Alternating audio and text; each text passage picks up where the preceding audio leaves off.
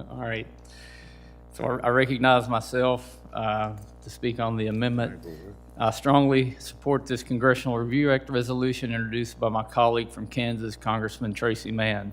This CRA will protect voluntary conservation while eliminating the litigation-driven listing of the lesser prairie chicken. On November 25th, 2022, the U.S. Fish and Wildlife Service published a final rule listing the lesser prairie chicken as an endangered species. The rule created two distinct population segments. In the northern segment, which covers Kansas, Oklahoma, and the Texas Panhandle, the lesser prairie chicken would be considered threatened, while in the southern segment, which covers New Mexico and West Texas, it would be considered endangered. The lesser prairie chicken is a boom and bust species that is extremely susceptible to precipitation in its native range. Simply put, when it rains, lesser prairie chicken populations grow, and in dry periods, the populations often go down. To curb the boom and bust nature of these populations, a private voluntary conservation effort known as the Range-Wide Plan was developed and implemented in 2013. At the time, the service declared this as an unprecedented collaborative effort that produced a sound conservation plan for the lesser prairie chicken. As part of the Range-Wide Plan, voluntary conservation agreements were formed that allow private landowners and businesses who operate on federal lands to implement voluntary measures to conserve habitat. These programs have proven to be successful, with more than 180 entities investing $65 million into species conservation and nearly 6 million acres of habitat conserved for the lesser prairie chicken. These investments have resulted in population growth from 20,000 birds in 2013 to 35,000 birds in 2020. However, the listing puts all of this in jeopardy, resulting in less private investment and harming conservation efforts for the species.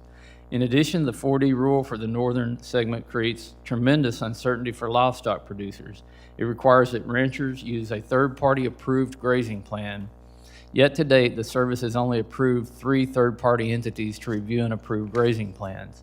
Many are concerned that these entities will not be able to handle the large volume of grazing plans that will need to be approved. Agriculture and lesser prairie chicken conservation are not mutually exclusive. In fact, they can coexist quite well. As you can see on this chart, since the Range-Wide Plan was implemented in 2013, agriculture production has remained unchanged while lesser prairie chicken populations have increased. Beyond agriculture, the lesser prairie chicken's range is also home to the Permian Basin, one of the largest energy-producing regions in the world, both in terms of oil and gas and renewable energy. Voluntary conservation is working, and this listing puts that in jeopardy. That is why repealing this listing is so crucial. I urge my colleagues to support this legislation offered by my colleague from Kansas, and I yield back. Mr. Chairman. Mr. Grijalva. Yes. Thank you. This resolution will cause lasting damage, preventing the Fish and Wildlife Service from ever making substantially similar listing decisions in the future and providing no avenue for public input.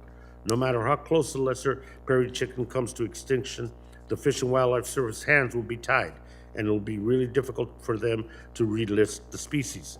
The science says that the lesser prairie chicken should be listed now, and if this CRA is enacted, the Fish and Wildlife Service would never be allowed to list the species. And even if there was only 1,000 or 100 of them left, the extreme approach gives the agency zero flexibility, even if the population declines even more. I've heard zero scientific evidence warranting the delisting of the lesser prairie chicken. We have only heard speculation on potential harm to industry and the benefits of voluntary conservation measures. Voluntary conservation plans have been in place for decades, and many existing agreements provide flexibility for ranchers, energy producers, and other industries operating in line with the conservation efforts. The stakeholders who have stepped forward to participate in these programs can now continue their operating practices, even given these new ESA protections for the lesser prairie chicken. Unfortunately, voluntary conservation measures aren't enough, and the lesser prairie chicken is on the brink of extinction. It's time to take species conservation seriously and stop rolling back environmental protections for special interest groups who have refused to do their part to conserve and recover the species. Frankly, I don't know if this bill even has the votes to pass on the House floor, much less in the Senate. Every time Republicans try to pass a bill targeting the Endangered Species Act, they lose a number of Republican votes. The last attempt to block any ESA listing of the lesser prairie chicken lost 15 Republican votes on the House floor. I'm grateful for their commitment to America's wildlife, and I urge every member on the committee in this room to oppose the resolution which sentences the lesser prairie chicken to extinction. And with that, Mr. Chairman, I yield back. Gentleman yields back.